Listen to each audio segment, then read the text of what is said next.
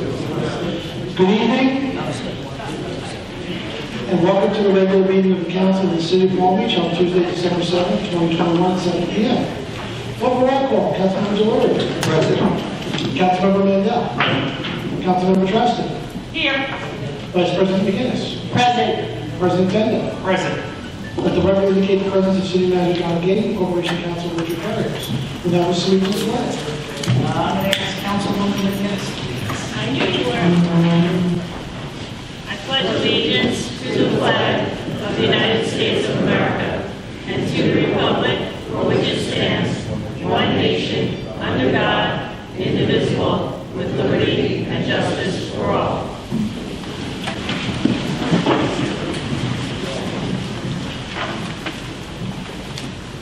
Okay, welcome everyone to our first meeting of December. I hope everyone had a good Hanukkah that celebrates it. I also want to acknowledge that today is Pearl Harbor Day. So it was 80 years ago today that Pearl Harbor was attacked and brought the United States into World War II.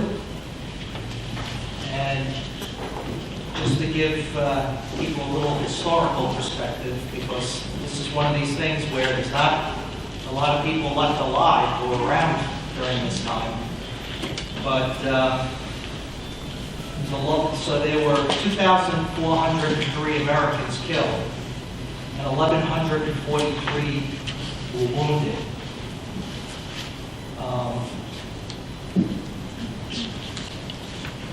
Just on one ship alone, the USS Arizona, 1,102 people were killed on that one ship alone.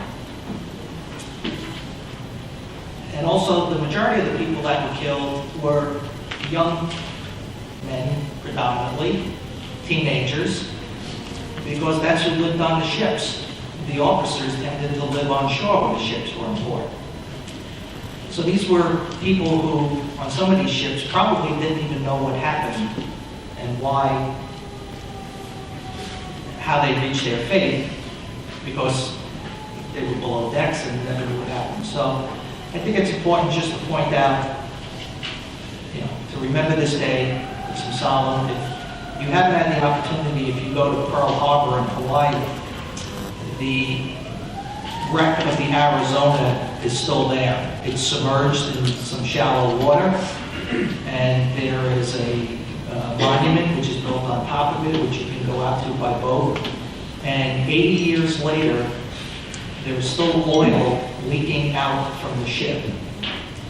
And they refer to the oil that leaks out as the tears of the Arizona.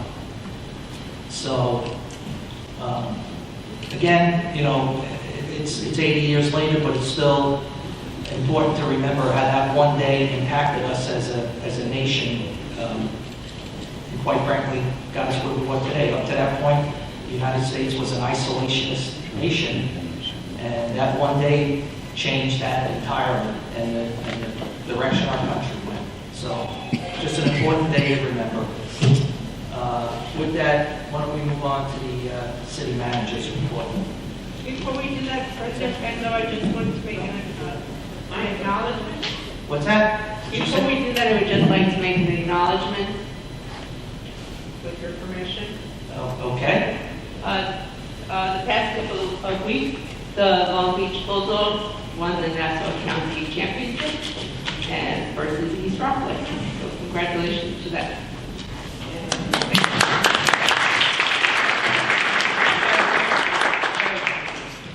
Report.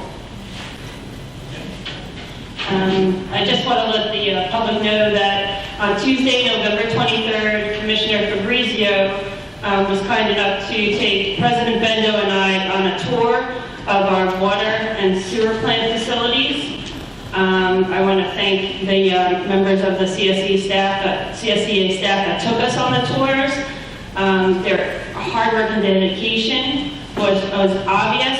They are by the book. They conduct themselves day in and day out, 24/7, with the utmost professionalism.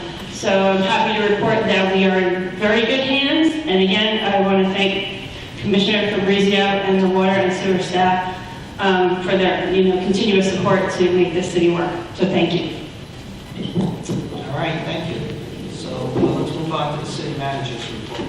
Okay, thank you very much. The first speaker would be Commissioner Corbin, Richie Corbin. Talk about the donation from the Drew Barrymore Show.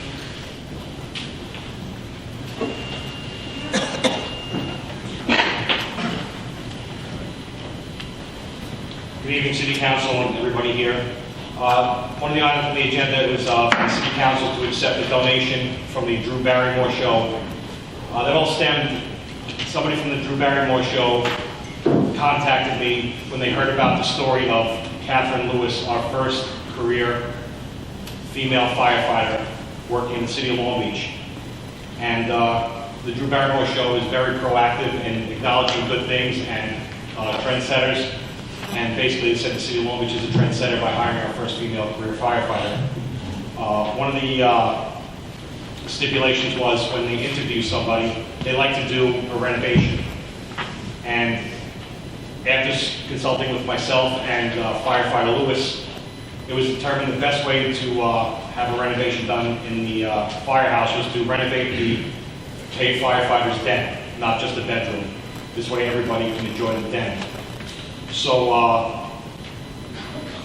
with everything going on, they tried to keep it a secret, but in construction and in City Hall, nothing is kept a secret. So what they did was they had people come down. I sent pictures of the old den to the consultants and to the designers. They sent a crews in for about 3 days worth of construction and renovations. And when everything was said and done, the paid firefighters' quarters got all brand new furniture, flooring, window treatments, wall coverings, paint, pictures, no TV, furniture, and some small appliances. I really feel that this renovation has boosted morale amongst the paid force and made everybody very happy. And it's also was positive news for the city of Long Beach, and also positive for the Long Beach Fire Department, and also positive news for our administration to acknowledge that they hired our first career female firefighter. So in total, it was approximately $56,000 worth of donations. So I would ask that the council approves this donation. Any questions? Not a question, just on a personal note. We want to thank you for your service to the city of Long Beach and wish you the best in your new position. Thank you very much.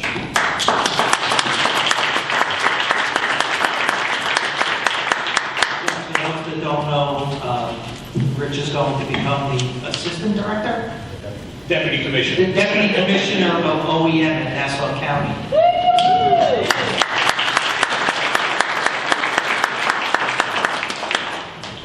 He's going to get a fancy name plaque on this door. You can have the name plaque.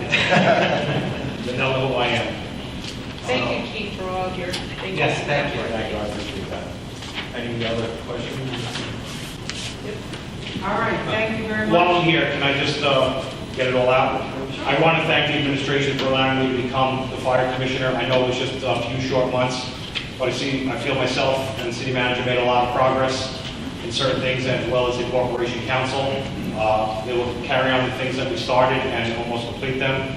I want to thank everybody for allowing me my 32-year career here at the city of Long Beach. I've never regretted a day in my life working here.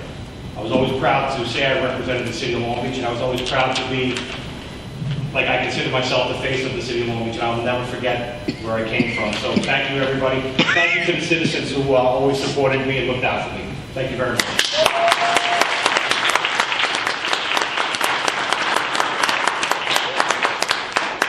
Okay, our next speaker will be Mr. John McNally, our next and last speaker.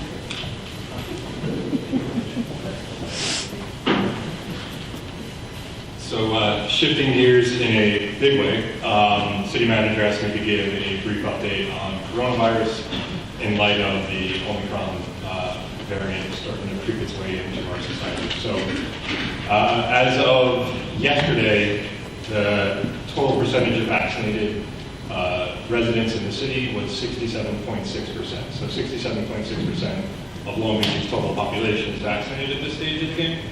For the 7 days ending 12/6, which was yesterday, we had 149 new cases, which represents a 0.64% per 1,000 residents of Long Beach. That's unfortunately a little bit better than most of Long Island is doing. Throughout the county, there are 200 hospitalizations due to COVID. That roughly mirrors about where we were last year. And the Nassau County positivity rate is 4.9%, which compares to 5.5% statewide. So a little bit of Groundhog's Day, but where we were this year last time appears to be right about where we are today. So here we go all over again. Thank you. That concludes my report. All right, thank you. All right, so why don't we move on to the public hearing. Now, even though we have it listed in the agenda as two separate public hearings, we've been treating them as a single because the two issues are basically almost the same, so intertwined. So even though there's two public hearings listed in the agenda, you can come up and comment on either because we're treating them both as a single public hearing.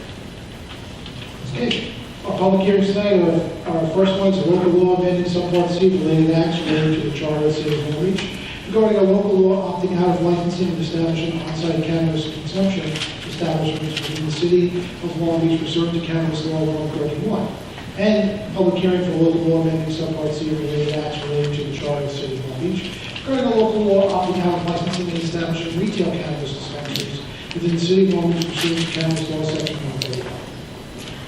Okay, so before we get started, Legislator Ford sent the City Council today a letter requesting that we opt out so that the issue could be put to residents through a referendum.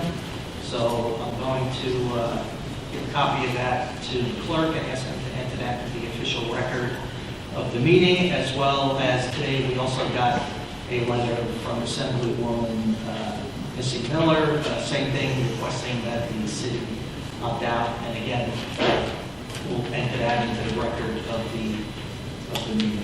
So with that, before we go to the public, I'll just ask if the council members have any questions. Sure. I'd like to note that the Long Beach Board of Education also submitted a letter to the city dated November 15th requesting that we opt out, and I'd like to submit that for the record as well. Yeah, that was from the last meeting. Yep. All right, any other questions or comments? All right, so now that we're going to take the public input, it's 3 minutes of time to come up and give us your feedback. And when your 3 minutes is up, we're going to ask you to please stop, because obviously looking around the room, there's a lot of people that want to talk probably, so better we're not here till 2 o'clock in the morning. So why don't we start, I guess, I'll put your hand up if you'd like to speak. All right, we'll start with this gentleman right here.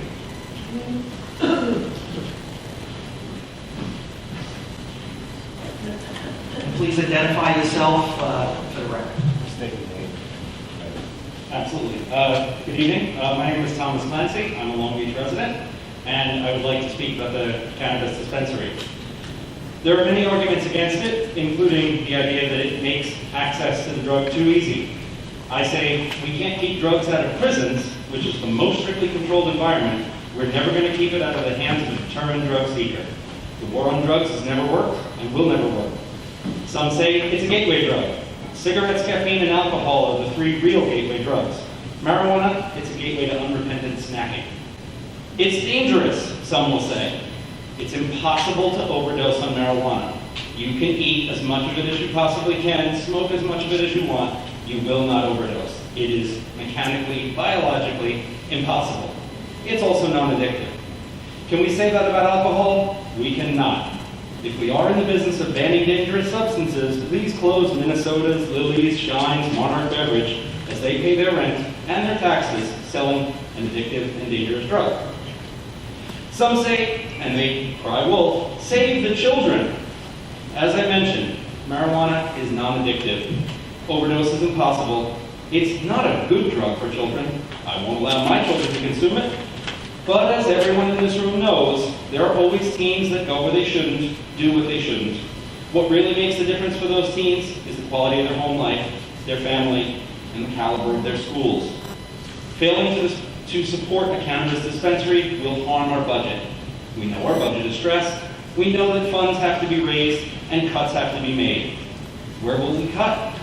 The city's single largest budget object is our schools.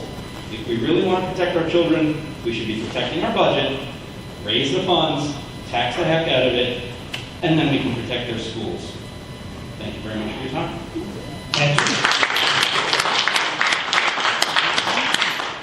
Okay, anyone else? Here.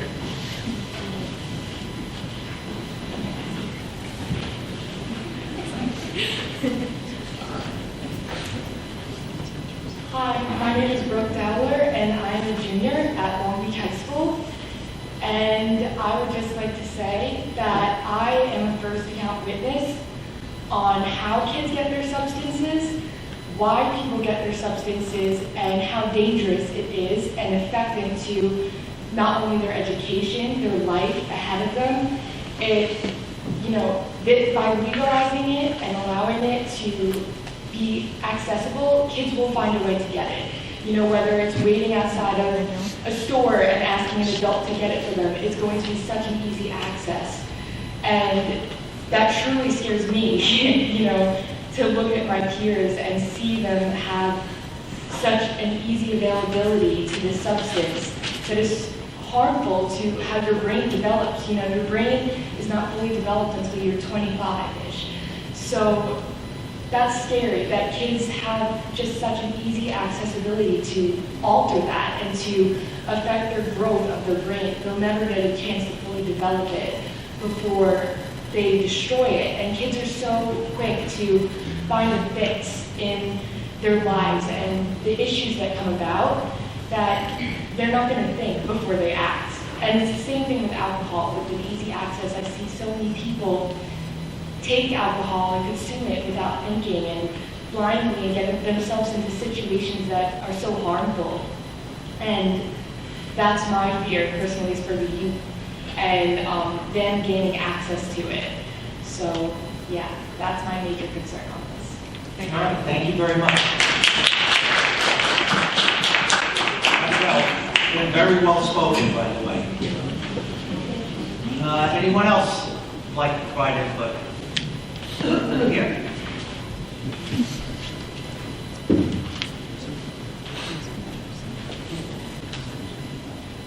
My name is Lance Levy, Long Beach resident. In 1975, I bought my first bag of marijuana. I was 12. I was perhaps an outlier. Today I wouldn't be. As a psychiatric nurse since 1992, I test adult and pediatric patients' urine every shift I work. We test every patient at the busiest psychiatric emergency room on Long Island. Why cannabinoid positivity is so ubiquitous is a topic for a different discussion. I just hope you will accept my word that it is very common. None of these people found it hard to get, nor are the vast majority of them opening a gateway to any other drugs. The whole concept of a gateway drug reminds me of the George Carlin theory that it all leads back to mother's milk. I have had at least 2 clients with psychogenic polydipsia, a disorder characterized by the consumption of enough water to cause brain intoxication. The water is permeable past the blood-brain barrier. I cannot stress strongly enough how dangerous this can be, and both people were diagnosed schizophrenic. But the point is that So very many substances can alter our brain chemistry and impact emotion, cognition, and or sensory perception that to single out cannabis is myopic. Some people swear that chocolate lifts their mood, or get a jolt from caffeine, or sleepiness from milk. We know that narcotic analgesics have reached a wide path of destruction in our country, but plead for more responsible use, not an outright ban. The causes of substance abuse are complex and varied, and likely different for each person affected.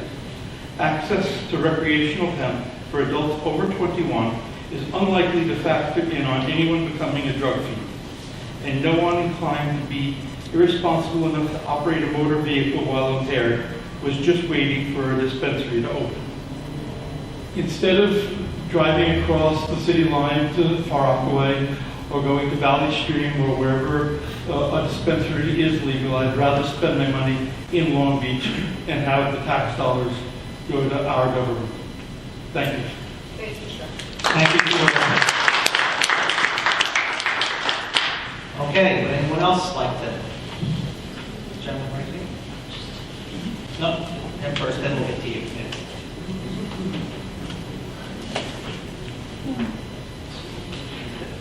Josh Barshak. Can you just move a little closer to the mic? Sure. Thank you. My name is Josh Barshak, Long Beach residence, home. Here we are, in our beloved city by the sea, presented with a once-in-a-lifetime opportunity. Long Beach must opt in to allow adult use cannabis, retail dispensaries, and consumption sites. Why? First, it's fiscally responsible. Tax revenue generation for our schools.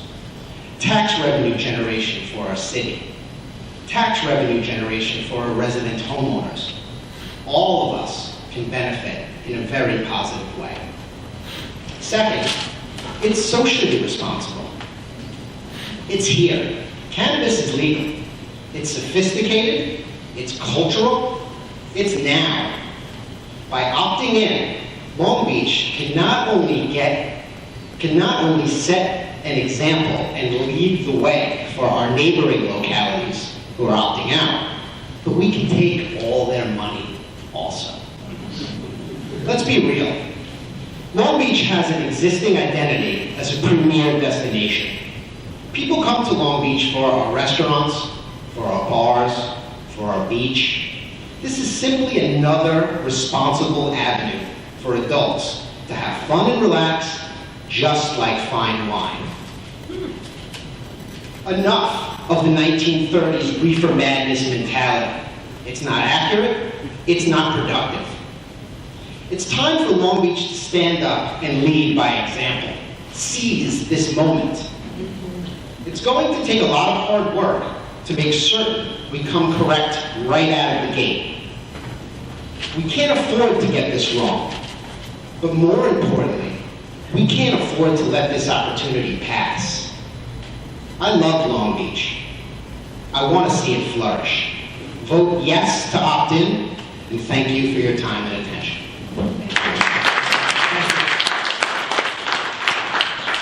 Okay, gentleman over here, get your hand up.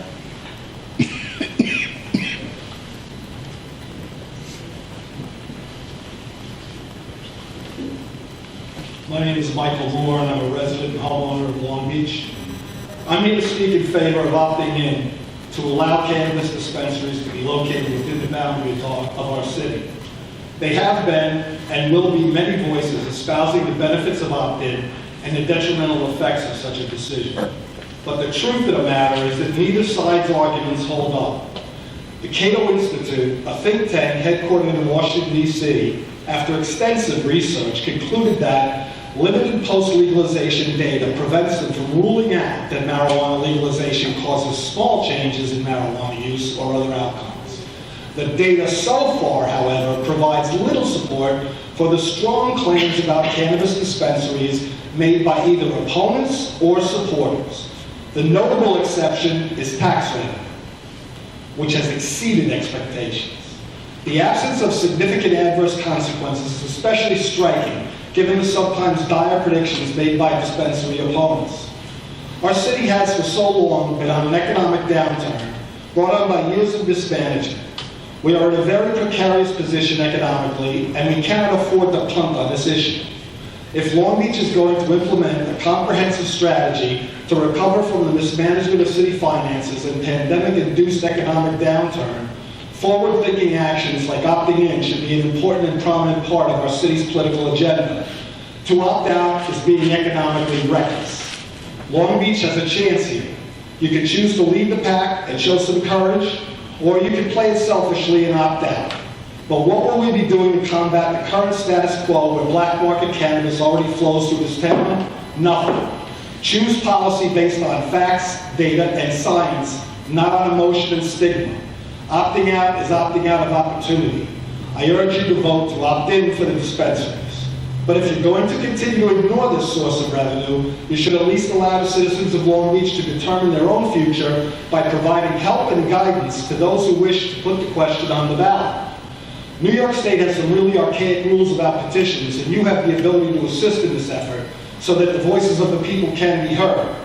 Long Beach can lead, follow, or get out of the way, and we need to be a leader for a change. Show real courage and leadership. Make the tough decision and get Long Beach the economic boost it so sorely needs. Thank you for the opportunity to express my views. Thank you.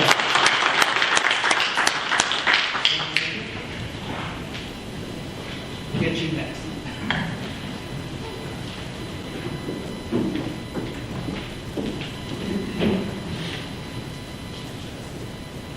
Hi, my name is Melissa Gibson. I've been a cannabis public educator for the last 5 years. If you're really concerned about the health and safety of the children of this community, you'd support well-regulated retail and consumption operations in Long Beach and not opt out.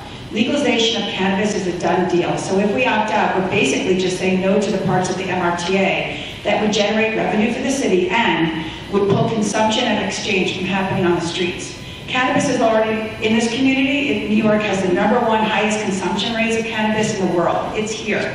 However, there's no product testing or regulation in the illicit market like there would be in the legal market. Legalization makes cannabis safer, not more dangerous, and currently the illicit market generates zero public tax dollars. The MRTA establishes a 13% tax on adult use marijuana sales, and these funds are earmarked for the public good to ease the tax burden and improve the health and safety of the community. Mostly, and this is very important, these funds help to make up for the disproportionate harm done to communities of color by the war on drugs. Do not miss the chance to right this wrong. And don't come from a place of fear and misinformation. We're all victims of the war on drugs and its propaganda. But lying to children has never worked. Not about drugs, not about alcohol, and not about sex. It's important that we get the right information out there. So if you're going to fight against the right for responsible adults to have safe, regulated access to cannabis and cannabis consumption sites in Long Beach, don't be a hypocrite. Make sure you're also speaking out against the fact that we have a dozen bars within a couple hundred feet of our elementary schools, and that this community went crazy for a booze-infused ice cream store in the West End. Did anyone fight that at City Hall? We have to accept that it's the responsibility of the adults in this town to protect the youth and make sure the adults are drinking, purchasing, and storing alcohol responsibly. So before you fight for opting out, ask yourself if you're okay with denying much-needed funds for education, drug treatment, job skills, the list goes on. And before you fight against opting out, ask yourself if you're okay cloaking yourself in privilege while you deny your neighbors the same advantages you enjoy being a responsible adult consumer. Nobody supporting adult use of cannabis thinks it's okay to market to youth. It's the responsibility of parents to make sure their kids don't have access to adult substances. And I don't know if anybody on this board has been into a dispensary, but you can't even show pictures of products outside of the dispensary. You walk in, you have to give your license before you can see anything that's in there. It's very different from a liquor store or from a bar where you can take your kids right in. You don't just have your license checked, you have it scanned. And then when you purchase a product, that's attached to your license. They don't even have the products on the shelves. All of the products are behind the counter. So it's a very, very safe situation. So I think that some people are against dispensaries because they've never been in one and they don't understand the differences. The fact that cannabis is illegal has never been a barrier to use. Let's make it safe For our youth and for our community, please do not opt out. Thank you.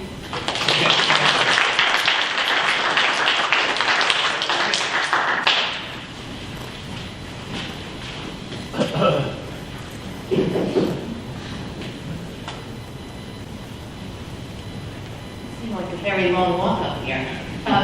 My name is Sarah Deller, and I understand a lot of the points that people are making, and I think there's still a lot of misinformation around what it means to opt out. And really, opting out does not mean that we're never going to opt in. The reason why Town of Hempstead decided today to opt out is because we don't have any regulations in place yet. And once we could sit down at the table and come up with a safe way to have access in towns, then we could rethink this. And at any time, we're allowed to opt in, but we can never have the chance to opt out again. And talking about, that was my daughter who spoke earlier, and I mean, she brought up the point of kids waiting outside of 7-Eleven. Can you go buy this for me? There's no denying that the access will be more available. I understand the point about parents being the ones that have to be educated before this is another product in our town. The marijuana that people know from the 70s is not the marijuana that's being smoked today. And when you have percentages as high as 96% THC on a teen developing brain, it's a recipe for disaster. I also teach high school in Oceanside High School, and I see kids that just think that it's legal. Now there are stores popping up all over. What that's looking like to them is really a disservice to our kids. So again, we're not asking to opt out forever. We're asking at this time for the chance that we have to opt out until we're able to figure out a safe plan on how to roll things out in the future, if that's, the way that we would like to go. So again, I understand what some people were saying, but it comes down to, we have this chance now, and we could have some say in what happens as a result when or if we ever choose to opt in.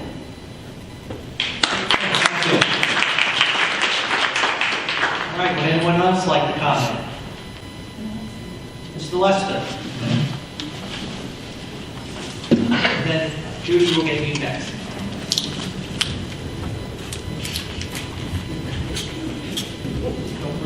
Don't bring down the boardwalk.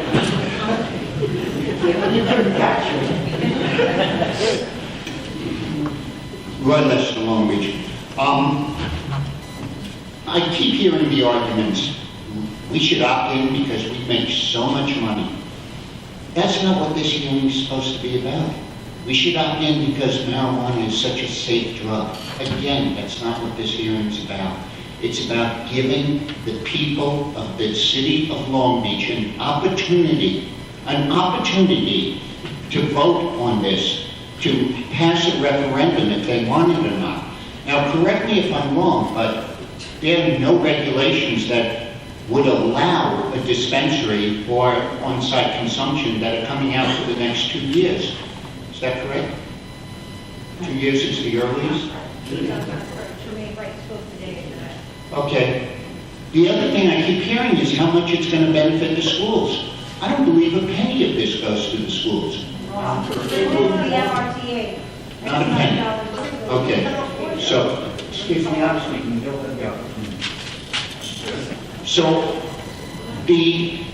right now we have an opportunity that only lasts till December 31st to opt out. We can opt in, as Sarah said, at any time after that. Once the regulations come out, we know what we're dealing with.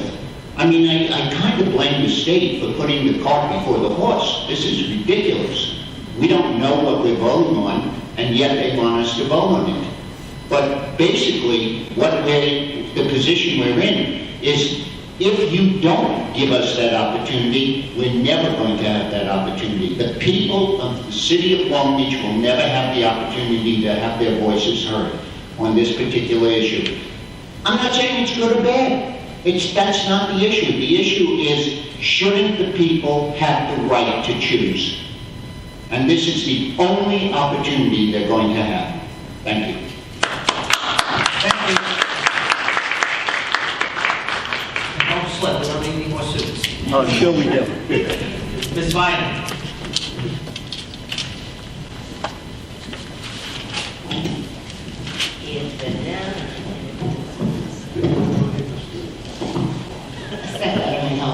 But okay. Again, Mr. Lester is extremely correct. The bottom line here, the point of this hearing is whether or not the City of Long Beach opts out, because the Office of Cannabis Management has said there will be no licenses, nothing, no launch, as they call it, until at least March of 2023. That also means not one penny in tax revenue. The accountant for the City of Glen Cove came up with a figure that if Nassau County sells $1 million in marijuana sales, the localities will have the opportunity to share in $30,000, all the localities that opt in. So for Glen Cove, they wondered whether it was worth 3 cents on the dollar to change the atmosphere of the community. We are not here asking you to do anything other than hit the pause button, because you can. And after December 31st, you simply cannot. We are not arguing or re-legislating marijuana. It's already legal in the state of New York. Okay? That is not today's issue. Today's issue is we have the luxury of opting out and taking a look at what regulations come down the pipe from the Office of Cannabis Management. It's much like the SLA. There will be a local autonomy. We cannot decide very much of what we can do here once it comes down from the state. Very, very similar to. And as far as ID checking, as far as all of that, hasn't worked very well that well, has it? I mean, with a steady stream of underage drinkers, and we will have a steady stream of marijuana smokers. There's no doubt in anybody's mind about that. The other thing is, when you look at other states, the state of California, I think it was 63% of the municipalities have opted out. Colorado, I'm sorry, California was, I don't know, it's in your letter from last year. I don't want to read it incorrectly. But the point is, the majority of cities in California, in Michigan, in the state of Washington, and in Colorado, have opted out of local dispensaries because of the increase in the black market. Because you know what? People don't want to pay the taxes that are on top of it. So in every instance, in every legalized municipality, the black market has grown, not diminished. So that's something to think about. But again, we have, if you vote to opt out, we have the luxury of time to look at each and every regulation that must be posted on the Office of Cannabis Management website, with an opportunity for citizens and communities to respond to each regulation as it sees fit. So that's at least a chance to shape our influence, and then if we decide we want to go for a referendum, we go for it. Thank you. Thank you.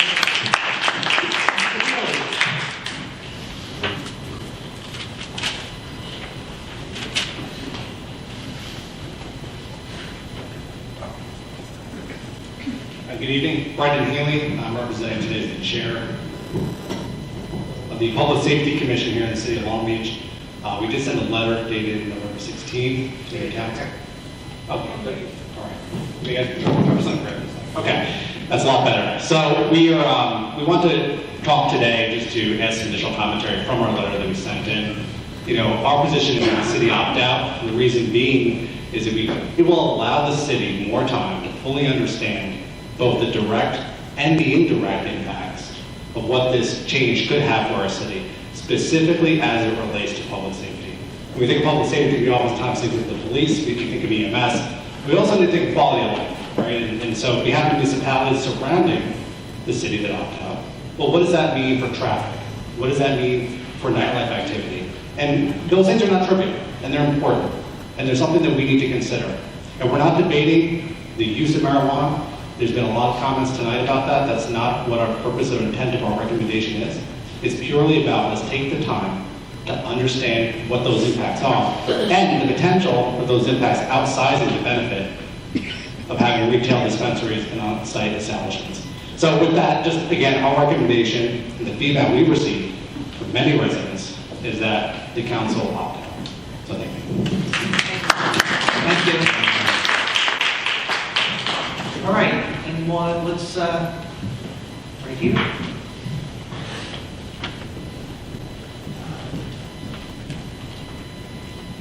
Thank you. My name Jill Rector. I'm a longtime Long Beach resident. I'd like to ask you really what good can come of this. How is it positive? All I'm hearing is revenue, and like we've heard, I'm not so sure we're going to see a lot of it. And I think we can get creative and come up with better ways to make revenue for this city. I was compelled to start a petition after a smoke shop opened within 500 feet of Georgia Park in the West End, and not 1,000 feet from West School, where my 9-year-old daughter attends. I don't know how this happened, but as you know, the West End is a very walkable, unique part of Long Beach that we love. We love that businesses, residences, the restaurants, bars, boutiques, also happens to be a school, an elementary school in a park. This smoke shop is sitting right on the sidewalk where our kids are passing as they're walking to and from school into the park. And as soon as they get a chance, if you opt in, they're going to be selling marijuana from there. And I just don't understand how this is a good thing. People bring up alcohol, people are coming here because there's so many bars, and what a terrible thing that is. Well, do we also want it to be the destination for marijuana consumption?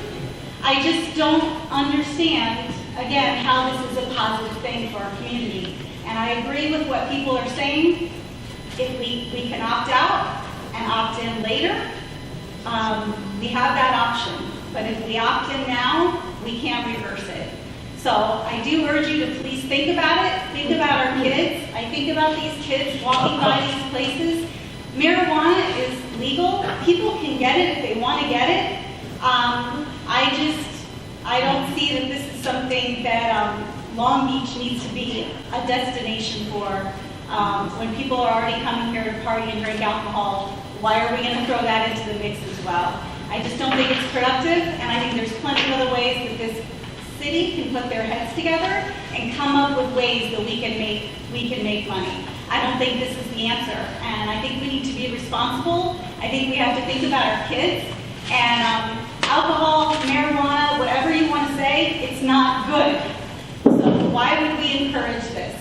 So please, I urge you to opt out. I did get 142 signatures from residents, a lot of parents, voters, that do not want this. So thank you very much for your time. Please opt out. Thank you.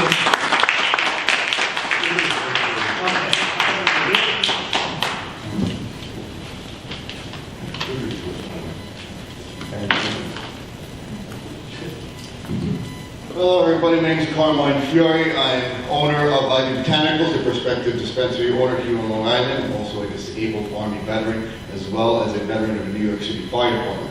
Cumulatively, I have approximately 20 years of serving my country, my state, and my city. And I'm very proud to be a resident of Long Island. And I just wanted to clear up some facts, because there's a lot of false statistical information going your way. November 18th, I emailed, is it President Bendo or Supervisor Bendo? President. I emailed President Bendo a statistical sheet from Flow Hub Statistical Research Center. I emailed it to you November 18th. I hope you received it, and I hope you look through it. Some of the things that that statistic paper says is that places like California, which, by the way, has a failing cannabis market, okay? It has 2 dispensaries per 100,000 of its capital. All right, and it has a failing cannabis industry, meaning the dispensaries are going out of business and the black market is thriving because there are hardly any accessible locations for safe, accessible cannabis. There's only 2. Conversely, in Washington and Oregon, there are 18 per 50,000, and the crime has dropped 3%, and yeah, that's pretty much the point I wanted to make. The crime has dropped when there's more cannabis dispensaries available. All right, there's also an article that happened in Connecticut that said fentanyl-laced cannabis was sending multiple people to the hospital. Let me remind you, Connecticut is a non-legal state, meaning no medicinal and no adult-use cannabis was allowed in that state. If those consumers had a safe location to receive safe and accessible cannabis, they wouldn't have been in a hospital with fentanyl-laced cannabis. All right? And also, by opting in, you're being a spearhead, because everyone's looking at New York cannabis industry now. The whole country is looking at this. to see where we're going, because we are going to be creating the foundation of what New York cannabis market is. Do you want it to be from out-of-state corporations, the Walmart and Targets of cannabis, or do you want it to be from Long Island residents trying to build a future for themselves?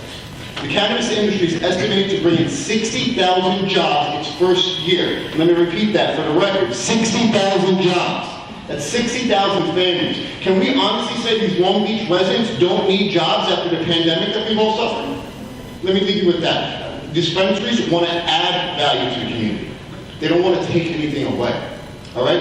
I, as a dispensary owner that hasn't made one penny this Thanksgiving, I was able to feed 15 people and 3 families.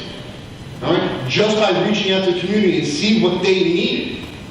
All right? I haven't made a penny off cannabis yet. I already gave jobs to accountants, bookkeepers, and real estate agents. I'm already giving back more to the community than some of these people here that are giving you false statistics. Thank you guys for your time. Thank you. Okay, you want Chris?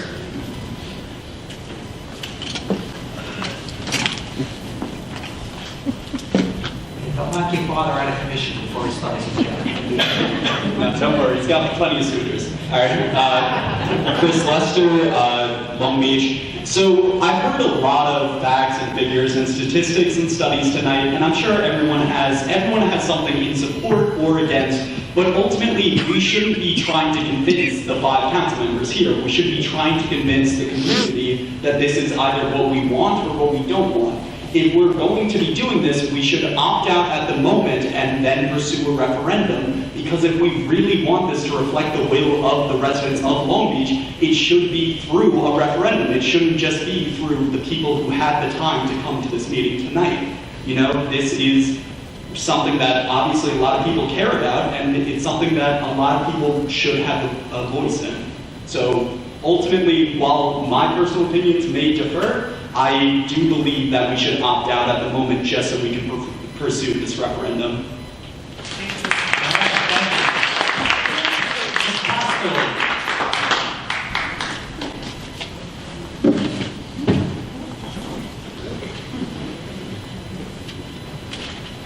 Hello. Good evening, everyone. Tina Posterly, Long Beach. So I support opting out for the reasons. Can I hear you? Okay. How about now?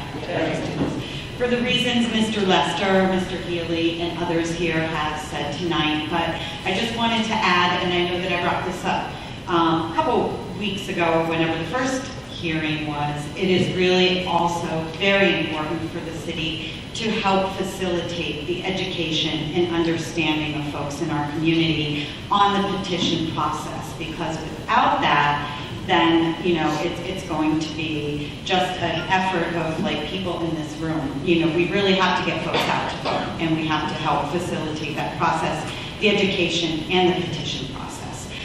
So I just wanted to add that piece, but I also support opting out for those reasons. Thank you. Thank you.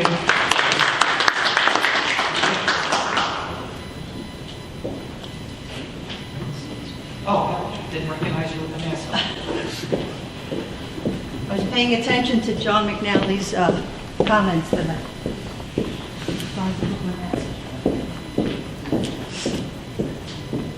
Good evening, Helen Alessi with Long Beach Latino Civic Association. I'm here to ask that if we are truly trying to communicate to the whole city of Long Beach on this important issue, that we need to put some information in Spanish, please. When you go to the website, and the website, you can make it in Spanish, and then you go in deeper to look at the actual information from the state. It's only in English. Number one. The state, I'm sorry, the state website is only in English? When you go through the city's website, yes. But just, we'll talk about it. Sorry, go ahead. The second item I wanted to say was, I understand there are already 2 dispensaries on Long Island, one in Carl Place and one in Riverhead. I would imagine that the city council and some of us would want to be open to going for a little road trip, a little field trip, get some information from those dispensaries so that we have better understanding. And I also think should take a time on this, because I'm not, I'm a researcher, but I'm not quite sure that we're getting all of the real facts on this about revenue. I think that the superintendent writing a letter has some weight. This money is not going to go to the school. Let's face it, the city needs the money. So those are my comments. I'm here if anybody would like to speak to me afterwards to see if we can work together better. Thank you. Thank you. All right, anyone else like to speak? Okay, Ms. Lake.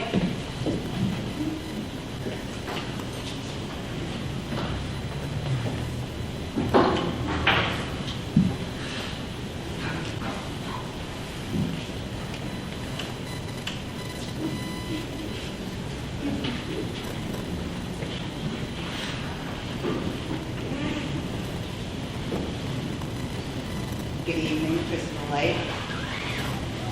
There are so many pieces to this puzzle, pros and cons.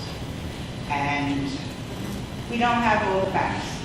All the data is just not there, because this is a fairly new process for us.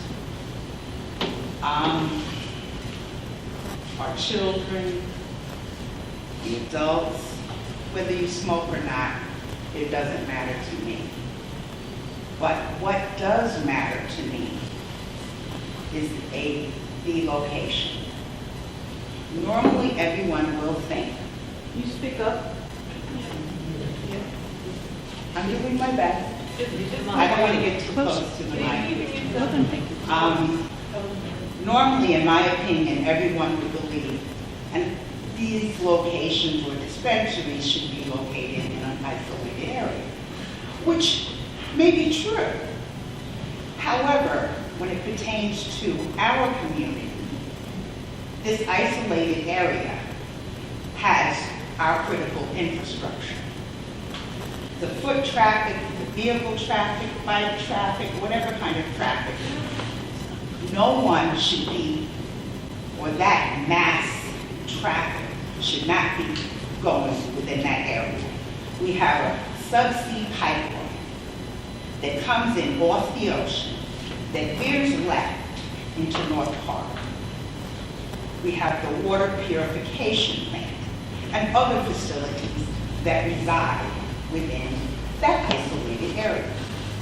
A former MGP site, 130122. I'm not going to name the section block and lot numbers. However, there are class 4 utilities there. That particular location should not even be considered to have those types of facilities there. Just one time, yes, they've been safe for decades. All it takes is one instant of something to go wrong. We've had the flood, but what the water has done. So when we're considering voting on something of this magnitude, whose backyard is it going to go in? It should go in the central business district, where all stores, facilities are monitored, and can be watched. Do not put, or I'm hoping that in the near future, that North Park, these types of dispensaries would be jammed down off the roads. And for the most part, it's in the best interest of the city as a whole, particularly from the magnitude of what is there. Thank you for your time, and have a wonderful day. Thank you. Thank you, Ms. Lake. All right, would anyone else like to comment? Right here? Oh, Mr. Micchio. Newly married, Mr. Micchio.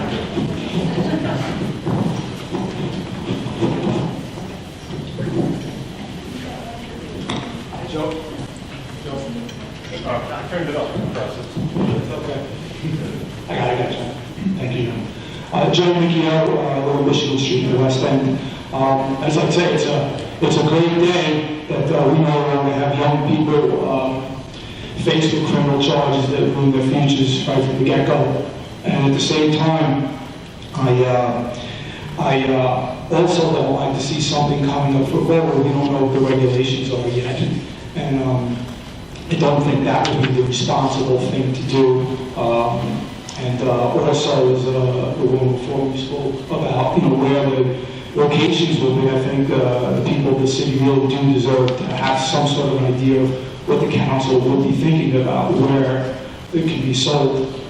Because it may directly affect their quality of life and safety. So the point is that a vote, as many of the prior speakers mentioned, should be taken after we know what the regulations are, where the city intends to corral the dispensaries or dispensary, and I think more broad public understanding of the data that comes back from New York, because New York controls the information it gets, and we'll get better information from municipalities in New York, maybe than is being given to us from elsewhere as it pertains to where we live. So, and the other point is, the earlier speakers were saying that, someone was saying that there's no going back if we opt out, but that's not true at all. There's no going back if we opt in. And that could have pretty bad consequences. I'm not saying it will, but it could. So the responsible thing to do clearly is to opt out, and probably more responsible to push it to let the public vote after the city council puts out very good and accurate information. That's why we elect you to inform us, and then we can let you know how we feel about it. Thank you very much. Thank you. All right, any more comments? Going once? Going, we got a hand.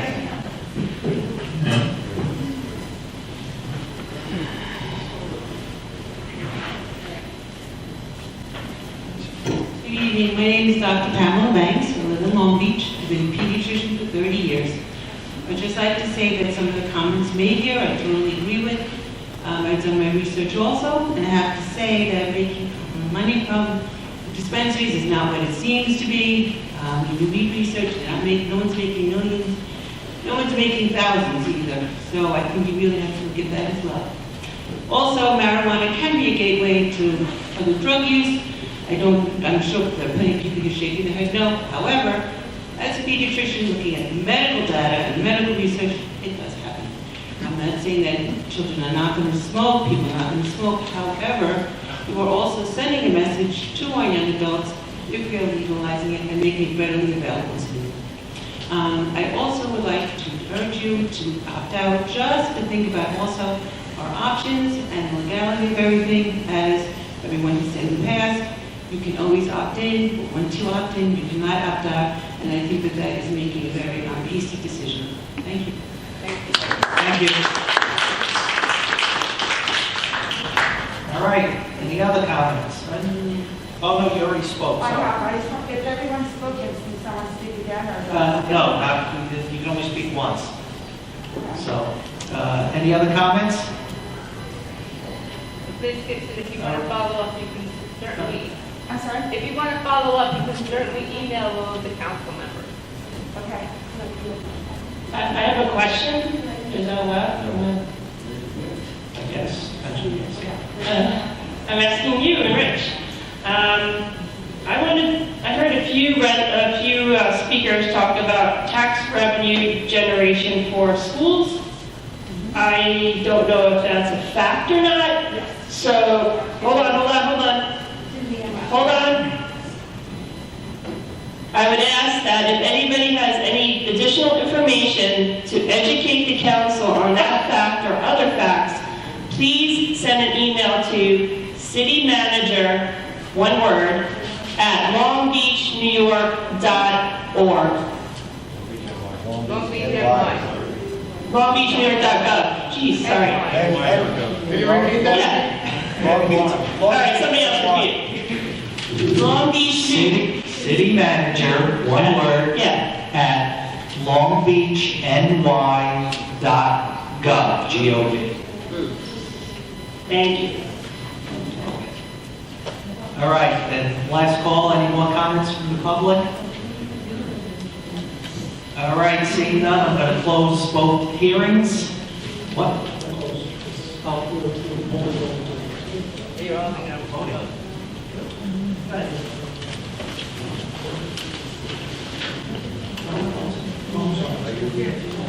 Okay.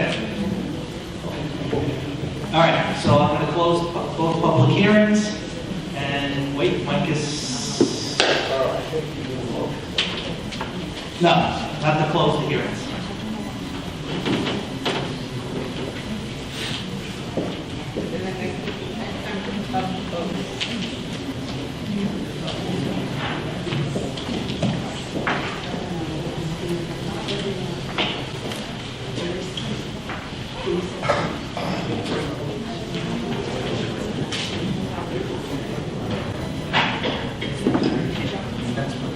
Okay, so we're going to close the hearings and move on to the agenda. And by the way, just so everybody knows, the vote is not tonight. So... Is this another hearing before the vote? No, we close the hearing tonight. The vote will be at the next meeting, so we can consider the input we got tonight. And the bill will be read by Hey, on to the regular calendar. Just a note, item 4 has been removed from the agenda, and item 9 has been added by unanimous consent. So item 1 is approval of minutes of prior meeting November 3rd and November 16th, 2021. Motion to approve. Second. I will. Voting, Councilmember Delory. Yes. Councilmember Whitnell. Yes. Councilmember Trusty. Yes. Vice President McGinnis. Yes. President Bendo. Yes. Item 2 is a resolution authorizing the city manager to accept a donation from the Drew Barrymore Show and Pursuant.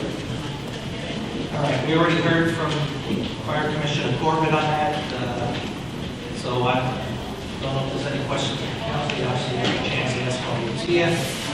Do we have any questions or comments from the public about this? All right, seeing none, let's move on to item 3. And approve the resolution authorizing the city manager to amend the city's agreement with ShotSpotter Incorporated and Transcripts. Mr. President Bendo, may I just suggest that we wait till everyone clears out until the din in the room is gone, please? Gillis, we can't hear you. We can't hear you. I said, we wait till everyone clears out so we can hear each other. Just wants to pause until Just a pause, so everyone can, as they're leaving, so we can regroup. Thank you. Okay, I'm going to assume it's going to be Commissioner Walsh who's going to speak on this.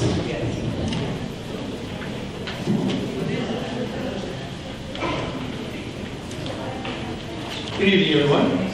The ShotSpotter resolution before you is an amendment to one that was presented earlier. And basically, we were looking at the ShotSpotter product from a financial point. As it says in the resolution, the city had received a grant of $500,000 for 5 years worth of ShotSpotter use. When we were looking to reinstitute it, we looked at trying to save some money and reducing the coverage area. After some deliberation with the city manager, it was decided that we were going to keep the existing area, which is the resolution for you, and control it in house. Any questions? I'm more than happy to address them. Do we have any data on the impact ShotSpotter is? Sure, I can give you data. Okay. I can tell you that the incidence of gunfire in the city of Long Beach has reduced since ShotSpotter has been here over the 5 years, without a doubt. Okay, so you would say it has benefited the city? Absolutely. It gives us the ability to actually respond before giving 911 call. As the shots are fired, it is automatically recorded, it is transmitted to California. California actually listens in with specially trained people to determine whether or not they believe it is a shot. There's an algorithm that they use as well to help them make that determination.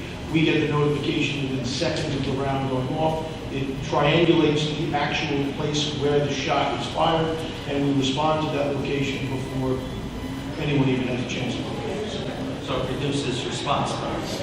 dramatically. Sometimes we're not even called, and we don't even know that there are shots fired. Okay. Any other questions from the council? All right, any questions from the public? Mr. Lester? Before Mr. Lester does come up, I just want to thank the city manager and the resident for working with us to actually keep this program in place and to find the money, the additional money involved.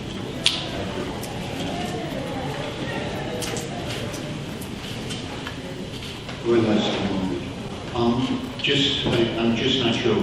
We have been 2 years without ShotSpotter now? No, we've actually had no break in service whatsoever. The company, ShotSpotter Incorporated, actually kept us live and running for an entire year while we worked out the finances they gave us that year. This is a prorated amount from November of this year through July. So we got it for a year? We got it for a year. Not bad. But I guess it was 2 weeks ago, it was on the agenda. And on the agenda, we were going to only do 1 square mile. And I assume that the 1 square mile is where probably the majority of the shots are. Is that correct? I believe that police assistants. Yeah, I'd like to avoid actually speaking, if I could, in public about the area. I will say that the configuration that was used did encompass the areas that we felt was going to be most likely without revealing what that. Oh, I'm not asking what the area was, I'm just asking the data. Yes. The data enforced that it was Yes. basically. So why would we spend the extra $50,000 a year if the majority is in one area? I can say that while the majority of the shots were in that area, it was not 100% of the shots. Nothing's on Please it. go to the mic, we can't hear you. There are people who drown today, we don't have life. Use the mic, use the mic, please. It's just, it would be nice to save $50,000. Thank you. Okay, Mr. Healy?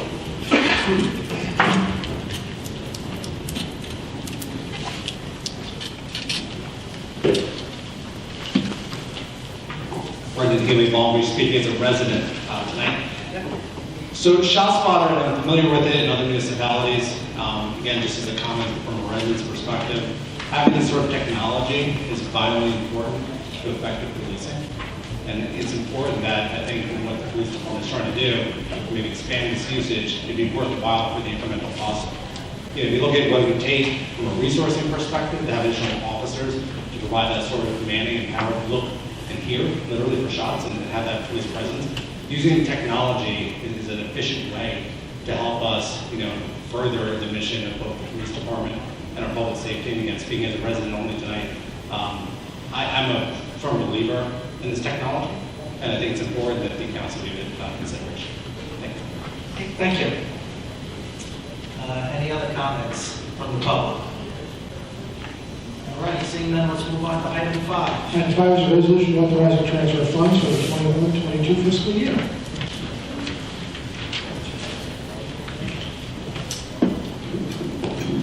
I'd like to invite Thank you. Good evening, everyone. Joe Fabrizio, Commissioner of Public Works. This is a resolution to transfer funds to replenish the OT budget, the overtime budget of the street maintenance department.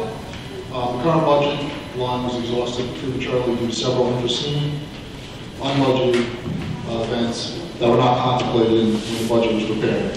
A couple of examples I'll give you with Irish Day, for example.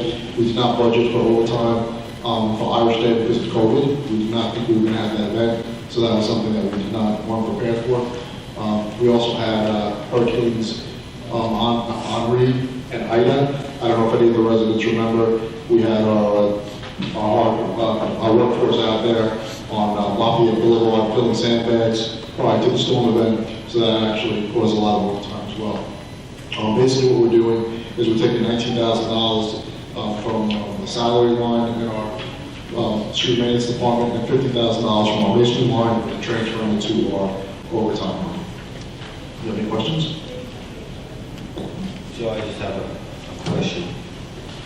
I'm not going to speak about the numbers, but would you say that this budget adjustment, and this may not be you, maybe he, would it carry us through to June 30th of next fiscal year? Yes, that's the intent. Right now, they're about $19,000 over budget, so the $19,000 portion of this is going to bring it even, so to speak, and then the $50,000 will absolutely get us through to June 30th of next year. Thank you. Any other questions? Commissioner, every year there's unbudgeted items, so this feels like a miss in the budget versus last year. So, when you do the budget, you anticipate unexpected events. So I would like some commentary on what happened this year. Could you? And Donna has made, city manager made it abundantly clear when it comes to overtime. It's the department head, in this case me, to make sure that we do not exceed our projected budget. And if we do, we have to work with the department to make sure we come up with a plan, meaning we have to look at their budget lines and we have to come up with something to basically plug the hole in that budget. In this case, again, there are always going to be unforeseen, unbudgeted things that are going to come up. And in this case, there was quite a few. And I do have a list of that, by the way, if I can share with you, that I did bring. It's rather lengthy, but there are quite a few issues. I just brought up the two big ones.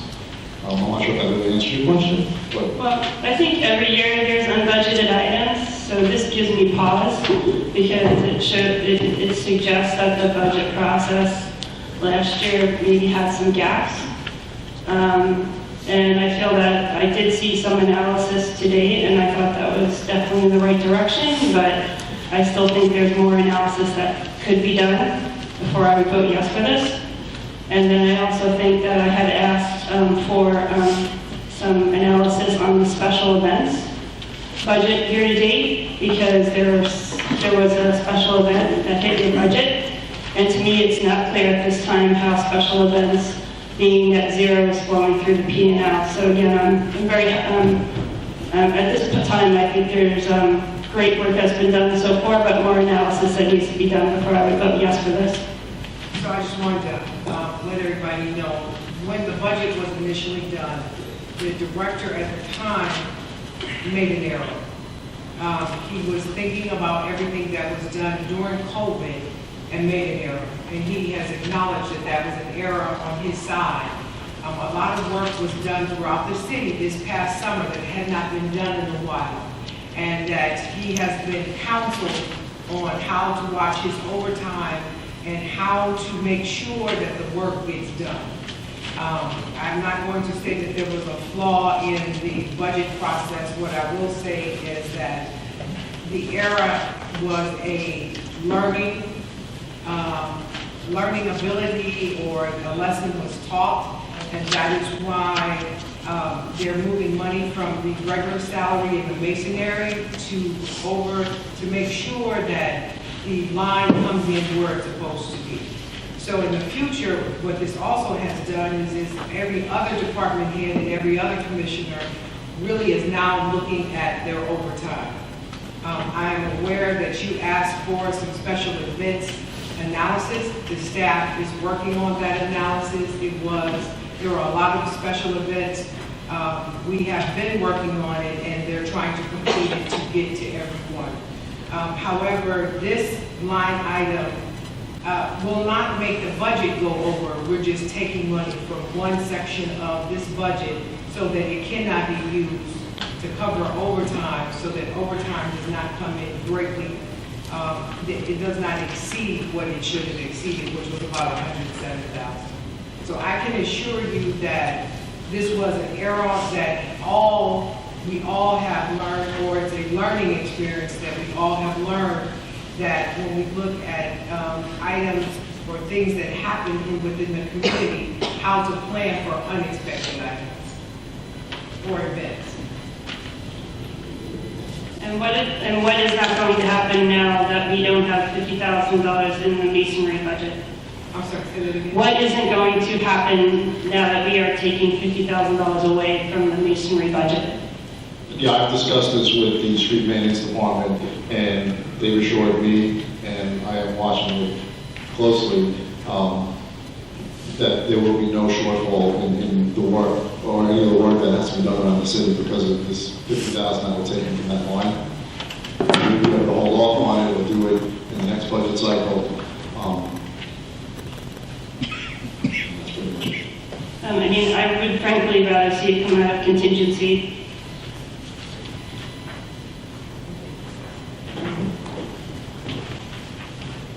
Okay, any other comments from the council? All right, any questions from the public? All right, seeing none, let's move on to item 6.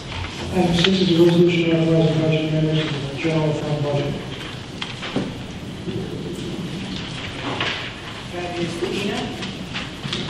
I guess I could take this one if you like. It's very similar to the last one, but this is a very minor resolution transferring funds basically from into our overtime budget in my department. We have a construction inspector who had to work overtime. And basically, we exceeded our overtime budget. Our overtime budget in DPW is only $2,000, so it's very, very light.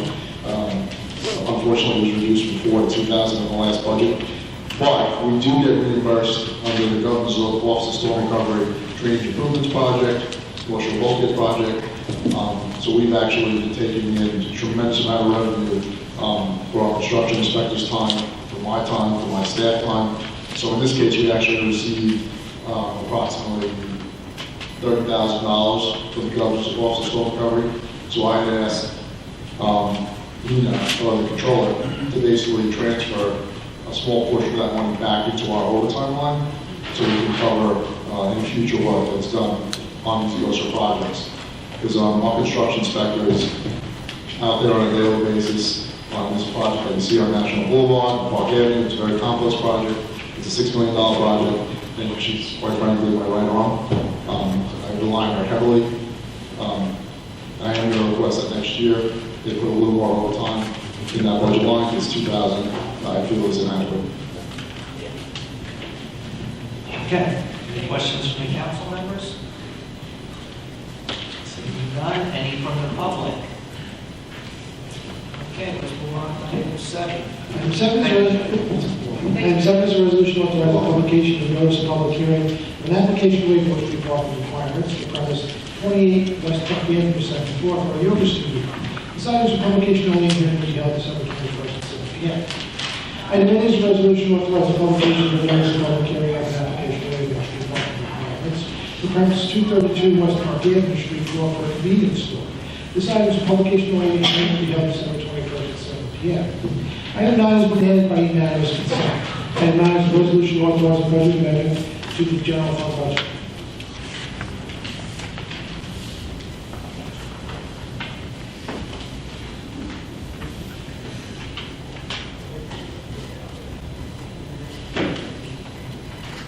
I'm sorry, I had the wrong title on my sheet. Item 9 is the resolution authorizing settlement of claims. Sorry.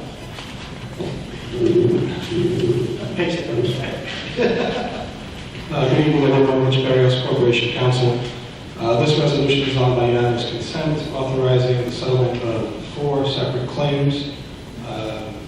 Just by way of background, as indicated in the resolutions, 4 separate claims. One is alleging management infliction of emotional distress. Another is an Article 78 proceeding seeking administrative relief. And the other 2 are discrimination complaints based on the executive law of New York State and the ADA. Just by way of background, the parties have been in discussions for months now on these 4 other cases and finally closed the gap over the last 48 hours. We've reached terms of settlement. I have provided the council with a privilege memo outlining the reasons recommending settlement. And the entire settlement amount for all 4 matters is $87,500, inclusive of costs and attorney's fees. $87,500. And with that, I recommend council vote yes. Okay, any questions from the council members? Seeing none, any from the public? Mr. Lester?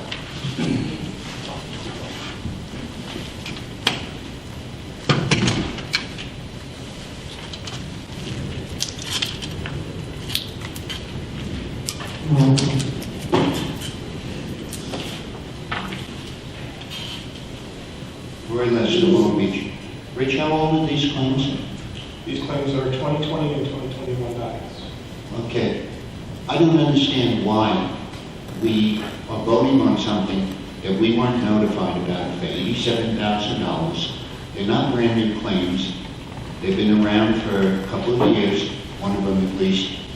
And we could be notified and have an opportunity to look at them ourselves, to do our own investigation. But now, I mean, it wasn't even, not even a sheet that told us anything about it. It's not on the website, nothing. And it's $87,000. And, you know, it could be the best deal in the world. I don't know. It's just not right to spring it on the public like this. No notice, no nothing. We walk in, and all of a sudden, oh, we're settling some claims, $87,000. I'm not telling you, and I understand, you probably can't tell us much about it, but we can do our own research. Understood, Mr. Lester. You know. I've been in contact with the council on this via telephone communications since the negotiations have begun. So it's been a while. I didn't explain this on them. I understand you're concerned about the public being notified of it. I can't really share the details of our strategy and the rationale for settlement. I'm not questioning that. I'm not questioning, like I say, it could be the best settlement in the world. But to spring it on us like this is our money. $87,000. And we know nothing about it. Nothing. And at least we should have the opportunity. You know, we're not asking you any questions. We can do our own investigation. But we're not even allowed that. It's wrong. Why is it wrong, Mr. Lester? Because we were not given any notice. Any. And that's what this is supposed to be about. Mr. Lester, just... Thank you, Mr. Lester. You're on. Okay, any other comments from the public? Okay, seeing none, let's move on to the voting. Item 2 is a resolution authorizing the city manager to accept a donation from the Drew Barrymore Show and Burke Decor. Would you just move the adoption of this item? I will. Second? I will. Voting, Councilmember Delory. Yes. Councilmember Mandel. Yes. Councilmember Treston. Yes. Vice President McGinnis. Yes. President Bendo. Yes. Item 3 is a resolution authorizing the city manager to amend the city's agreement with ShotSpotter Incorporated and to transfer funds. Would you just move the adoption of this item? I will. Second?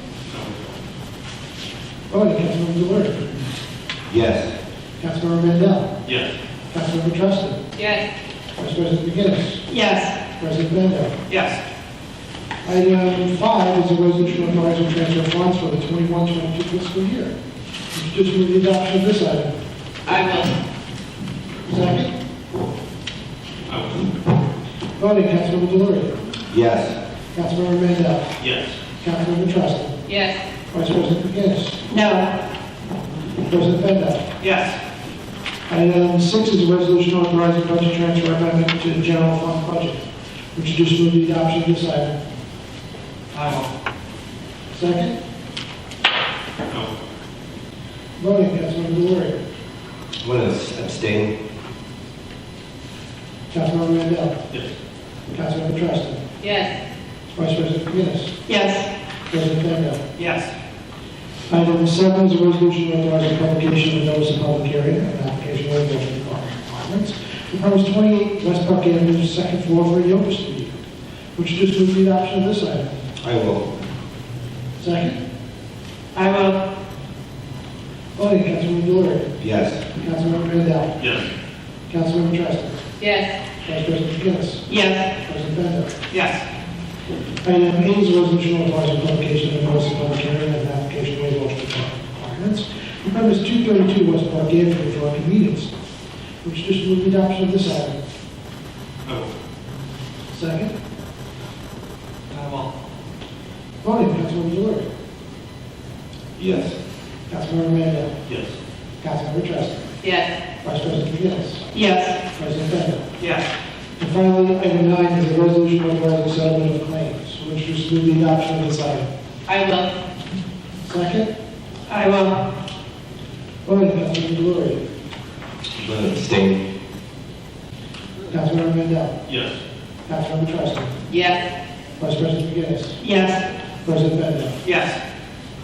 City Manager's monthly personnel reports are filed by the city clerk. Will read a portion of the closed meeting. I will. Second. I will. Voting, Councilmember Delory. Yes. Councilmember Mandel. Yes. Councilmember Trustin. Yes. Vice President McGinnis. Yes. President Bendo. Yes. All right, so now we'll, wait. Okay. I'm sorry. Yeah, I was thinking, scroll check. Good and welfare, I think everybody knows the drill, but just in case, you get 3 minutes. As soon as our clerks and clerks with the sign-up sheets. Kevin, can you change Not yet.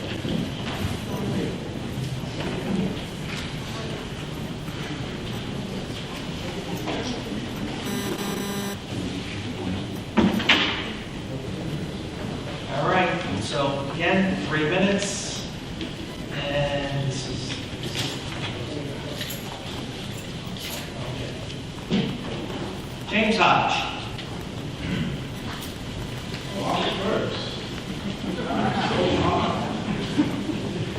Thank you. I'm so honored to be first. James Hodge here in my great city of Long Beach, 95 East Fulton Street. The city by the sea. I just happen to live by the bay.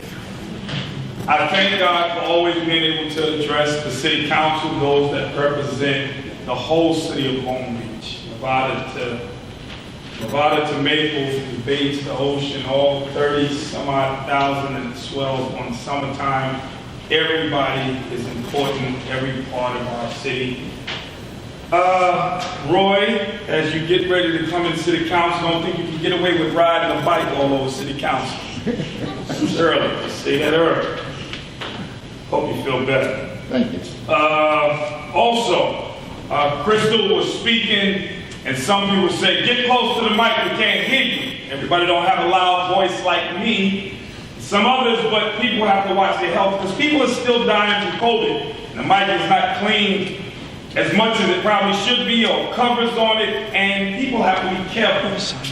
Please, you don't understand why she was speaking soft. She's a beautiful queen. She was just speaking in her loud voice, but it was inside voice.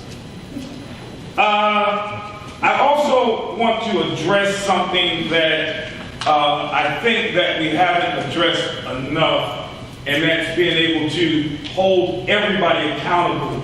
I think we are doing a lot of that, but as Roy said, how can we come today and find out about $8,000? And we talk so much about the budget and shifting budgets and all that stuff, but sometimes I look at it and say, we talk about so much about the budget and we get a lot of money, and then I don't hear a lot about the money that comes in for the poorest part of the community, and that's CDBG funding. I don't hear about a lot of that money going back into that community. I know they're trying to do a lot of things with CDBG funding at the senior center, and they're forgetting about the African Americans and mostly minorities and low income people over there. They are. I live there, I see it every day. I've been here 45 years. This past Tuesday, November 30th, was me and my father's birthday. He's in heaven looking down. I was born on his birthday. Hope I'm making you proud, Dad.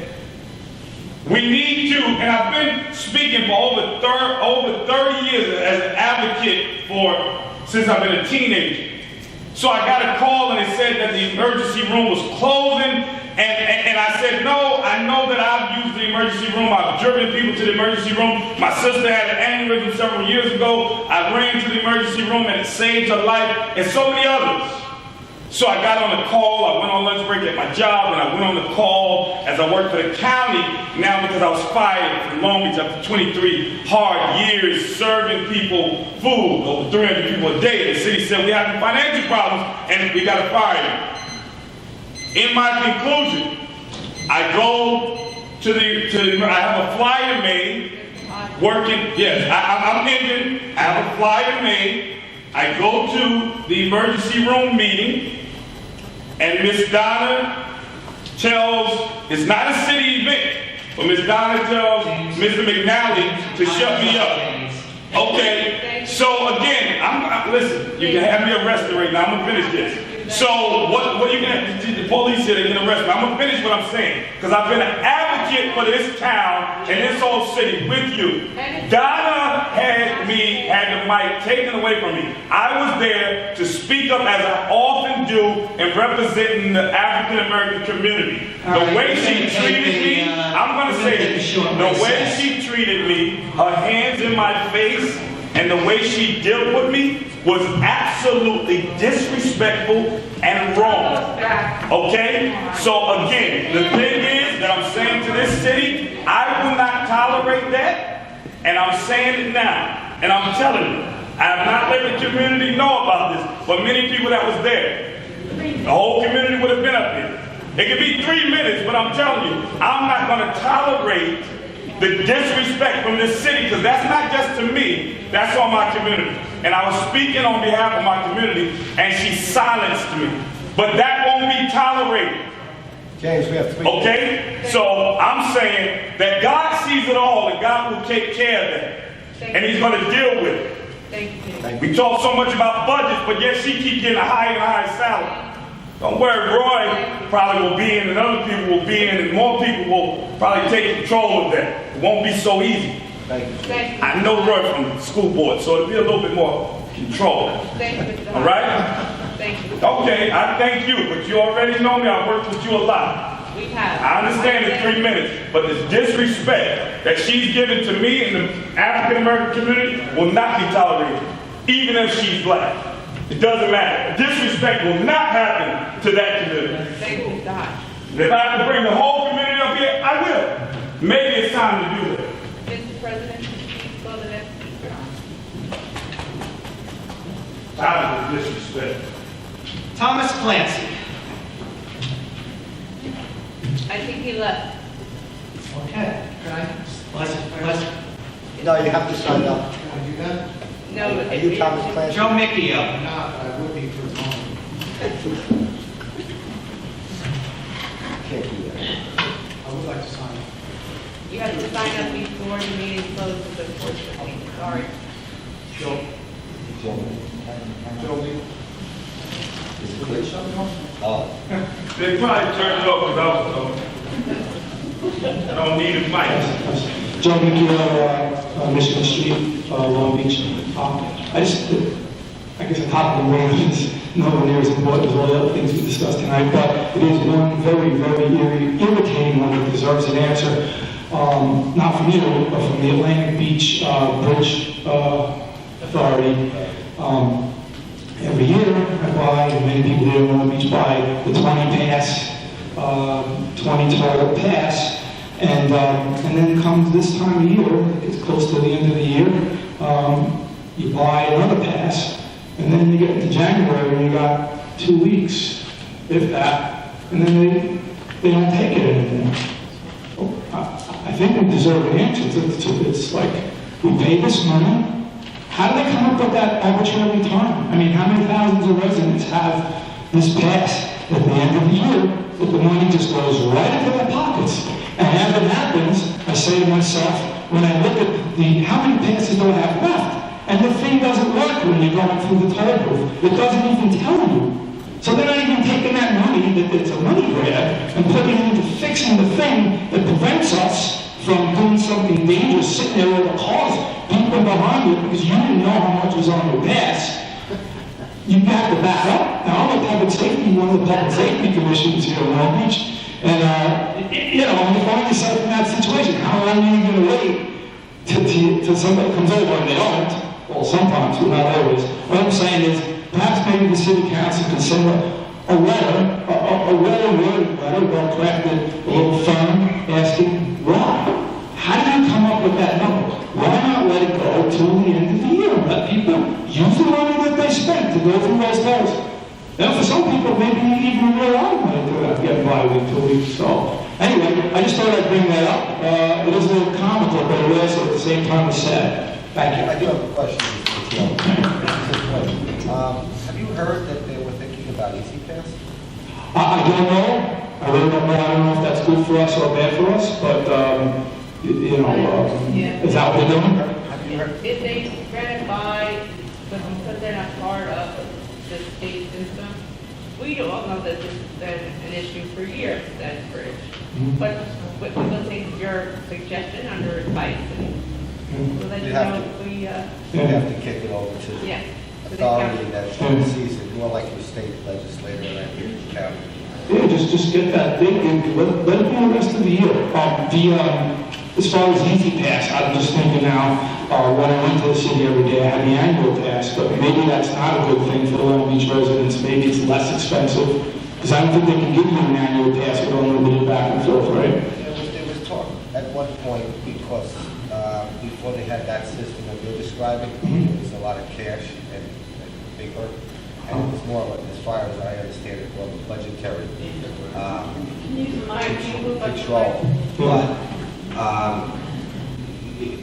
it's logical that if you buy a 10 pass or a card, that you don't want it to expire. Right. And you'd like some kind of leeway. Unfortunately, we have no control over that. We can only advocate. Right, of course, you have no control, but advocacy, that's what we would expect. And I have great confidence in the upcoming members of the next council term that they will pick up this as well.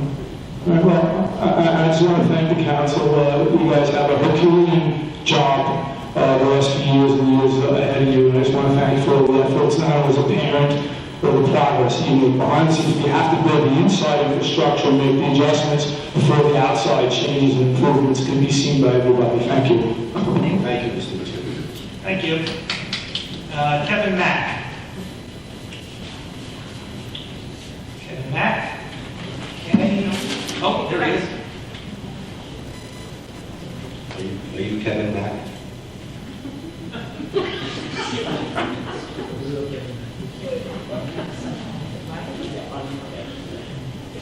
Sir, is your name Kevin Mack? Yes, I am. Thank you.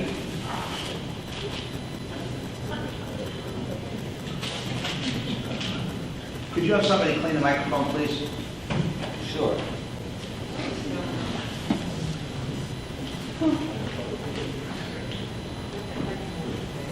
Would you like to hold it? Or? No, I'm not going to open it. Thank you.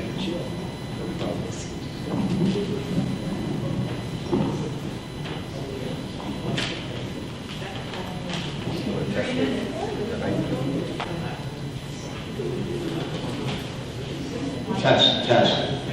Yes, sir. Thank you.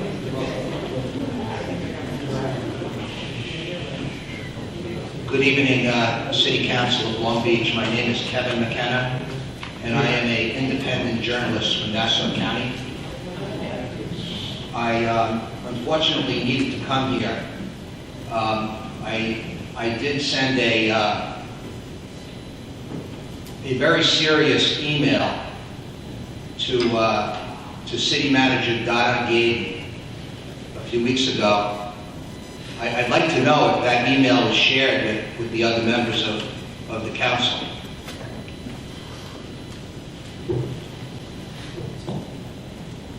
I don't recall your name. I do know I got an email from someone. Could you speak up? Just so you know, I have a hearing problem. Oh, okay. I believe it's you that I got the email regarding an individual that works for the city. Yes. Yes, I shared it with the Corporation Council, so that you know, if you talk any personnel matters, we cannot respond to you in this format. Okay. Did you share it with these individuals? I guess not.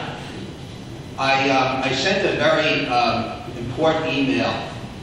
I'm sorry to cut you off. I think that, no, I didn't share it because it showed up on Facebook. Okay, well, I'll share it with you right now. I wrote an email about, well, Ms. Gaden, before I go on, did you intend to respond to my email? Corporation Counsel will respond to your email. I don't respond directly when it comes to allegations that you have put in that email. And so that email has to go to our Okay. corporation Well, I'm going to counsel. just share a little bit of it, because a lot of it is sensitive, and I want to share it for the public, as well as for the other members that apparently didn't get a copy or weren't brought into the loop. It's very, very important that you're aware of this. Former Nassau Chief of Support, Ron Walsh, was selected to be the commissioner of the Long Beach Police Department in December of 2020. Mr. Walsh took office in February of 2021, I'm sure as you know. It has come to my attention that almost 20 members of the Long Beach Police Department have retired since Mr. Walsh became the commissioner of the Long Beach Police Department. I want you to be aware of this. And this is from first-hand information that has been provided to me. Mr. Walsh graduated from the police academy and he had to complete field training. Mr. Walsh did field training in the 7th precinct.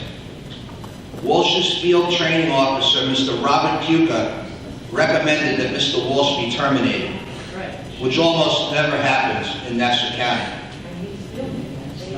I asked around and I couldn't find one example besides Walsh's.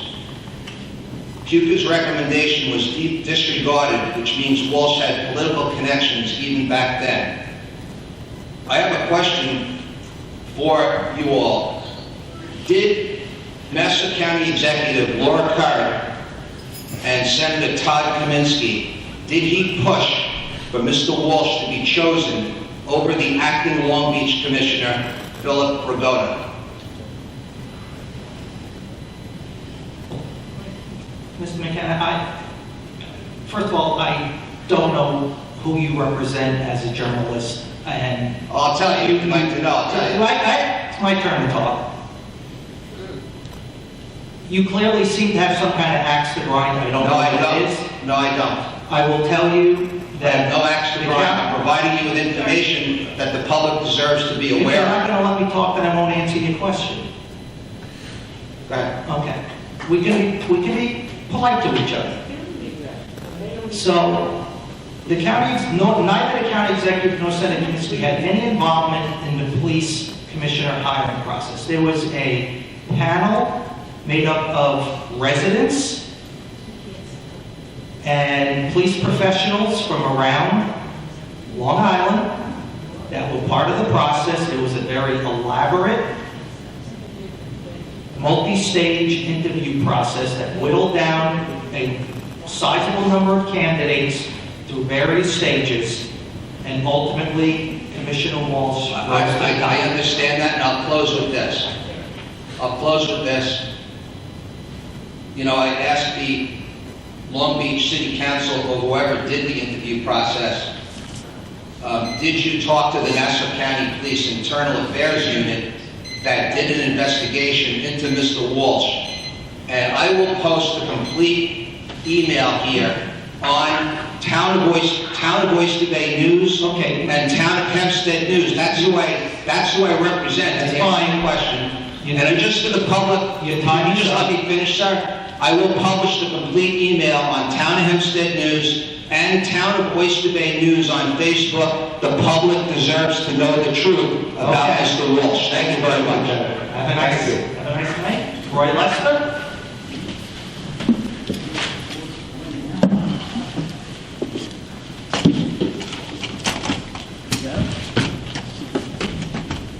Takes a while, okay? Take your time, Roy. Oh, yeah, I'm gonna clean mic. Yes, you I don't will. get it. And for anybody whose mic had been cleaned before you came up here, That's why we call I mic. apologize. It's rather arduous that, I do mic.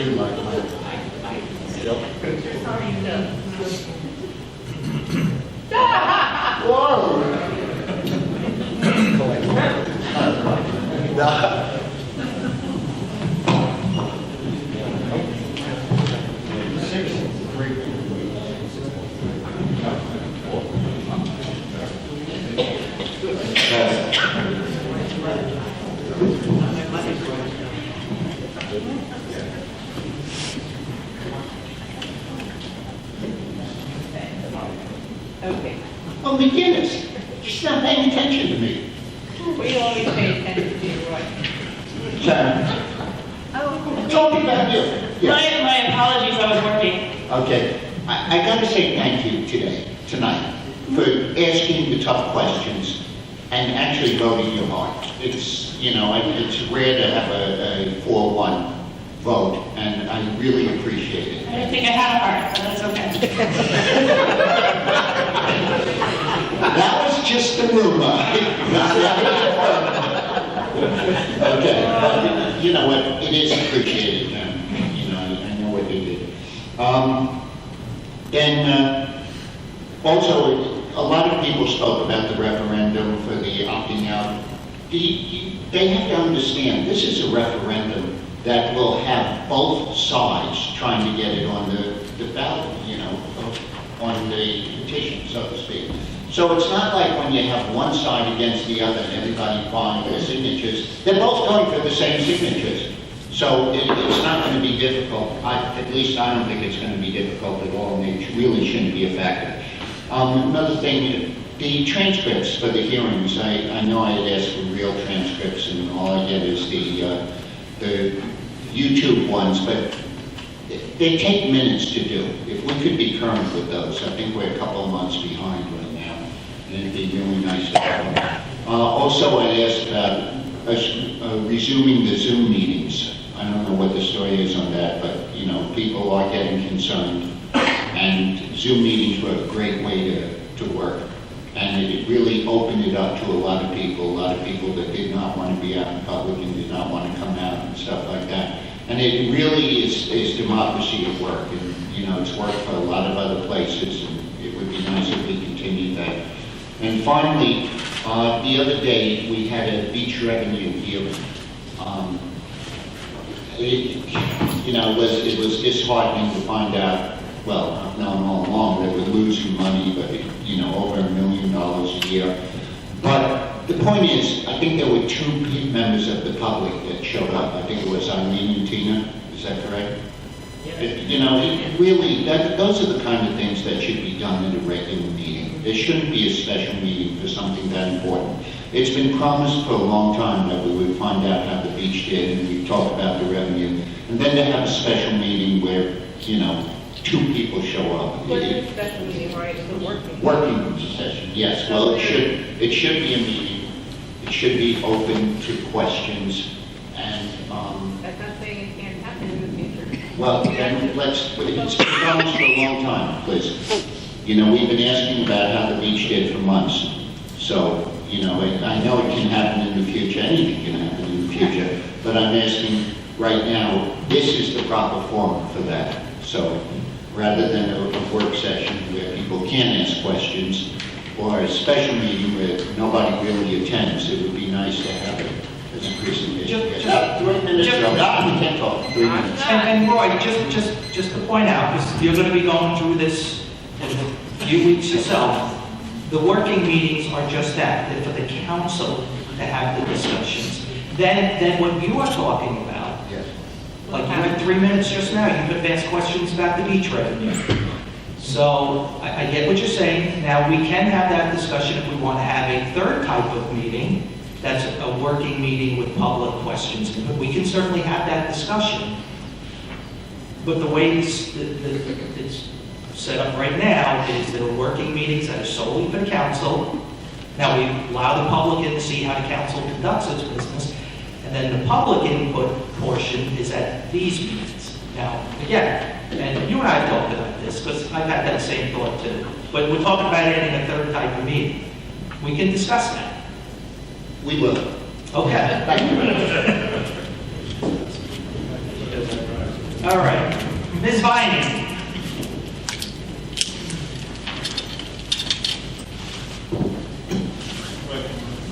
You want me to like?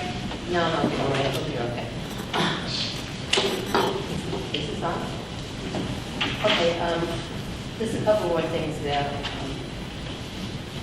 I don't know if you know, or you might have Use the email mic. the town council. Can you step up to the, yeah. thank you. Okay, now it's on? Thanks.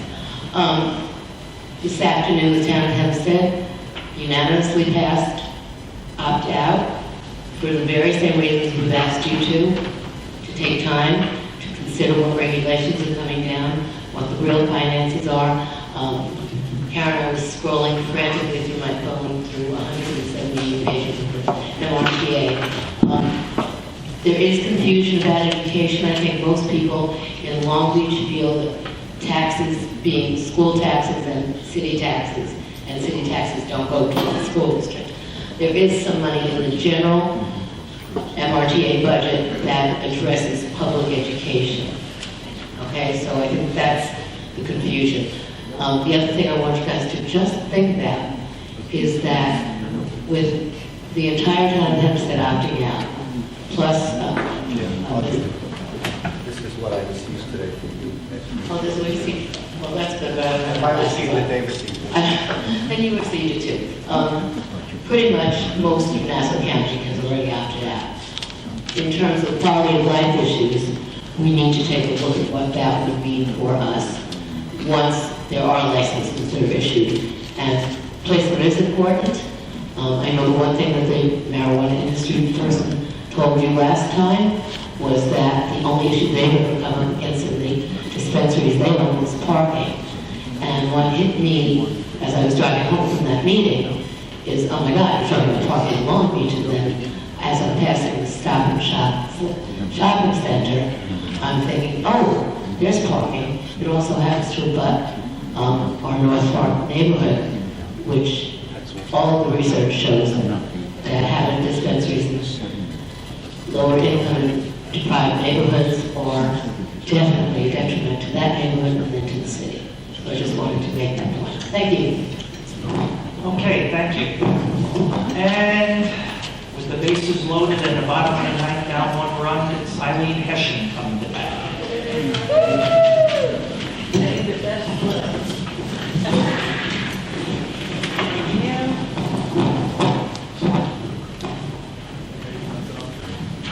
Hello. Eileen Hessian, Long Beach. I was at the meeting about the beach passes, and I wrote a letter that I assume all of you received, and I appreciate that you read it. I did hear tonight that you are putting together a comprehensive response to me. Some of the questions I had were about the free passes that are given out, not charging for-profit and not-for-profit people. I have a lot of questions, so there's no point in talking about it now because you haven't responded yet. So I'll wait for your responses. I did. I replied to confirm it. Yes, right, but I mean answers to the questions. I appreciate that, Did anybody yes. else? Okay. Oh, true, yes, okay, yes. Almost everybody did, half the group. Anyway, I will be here at the next meeting to respond to that because I don't want to see our passes go up, and I feel like there are a lot of ways we can make it up besides doing that. So thank you for reading it, and I'll see you next time. Okay, And the meeting's over. Sorry, there was one more. I missed one. Jill Rector. She left. She left. Okay, then we are done. So thank you everyone for coming, and we'll see you in a couple of minutes.